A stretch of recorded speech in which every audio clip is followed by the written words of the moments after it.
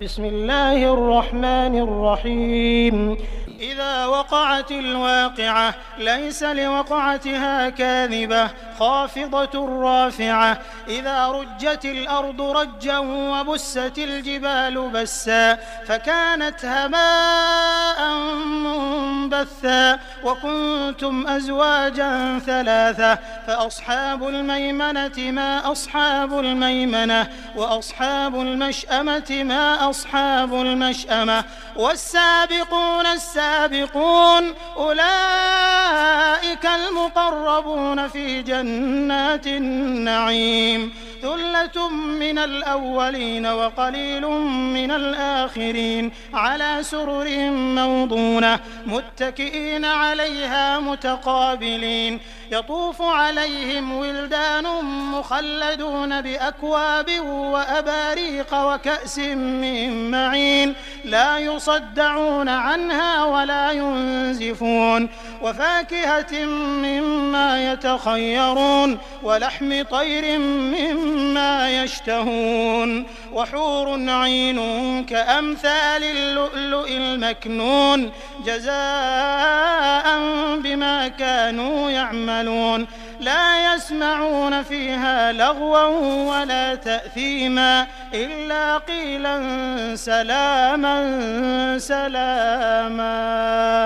وأصحاب اليمين ما أصحاب اليمين في سدر مخضود وطلح منضود وظل ممدود وماء مسكوب وفاكهة كثيرة لا مقطوعة ولا ممنوعة وفرش مرفوعة إنا أنشأناهن إنشاء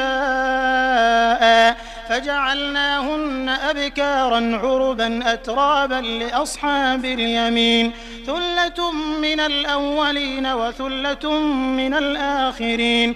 وأصحاب الشمال ما أصحاب الشمال في سموم وحميم وظل من يحموم لا بارد ولا كريم إنهم كانوا قبل ذلك مترفين وكانوا يصرون على الحنث العظيم وكانوا يقولون أئذا متنا وكنا ترابا وعظاما أئنا لمبعوثون أو آباؤنا الأولون.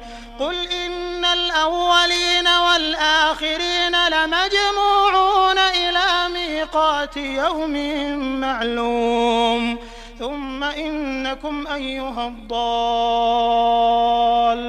المكذبون لآكلون من شجر من زقوم فمالئون منها البطون فشاربون عليه من الحميم فشاربون شرب الهيم هذا نزلهم يوم الدين.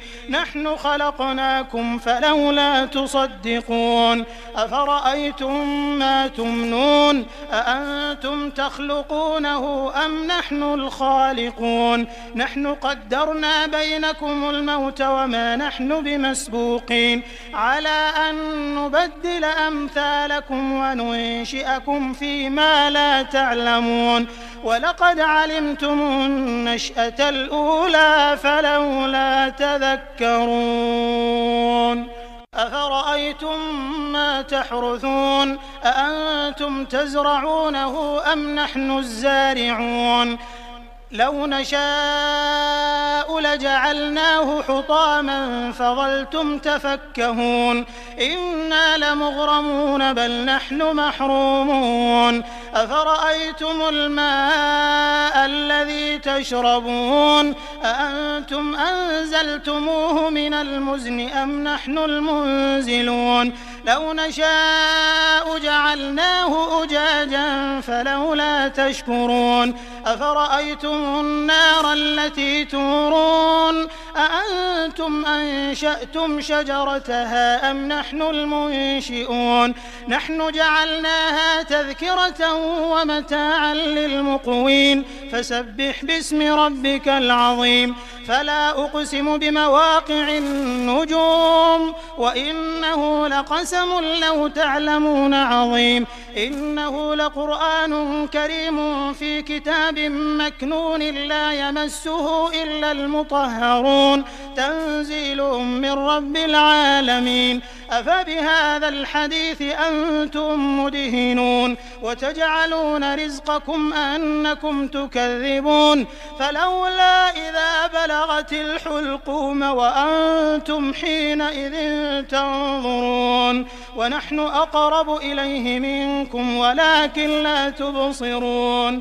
فلولا إن كنتم غير مدينين ترجعونها إن كنتم صادقين فأما إن كان من المقربين فروح وريحان وجنة نعيم وأما إن كان من أصحاب اليمين فسلام لك من أصحاب اليمين وأما إن كان من المكذبين الضالين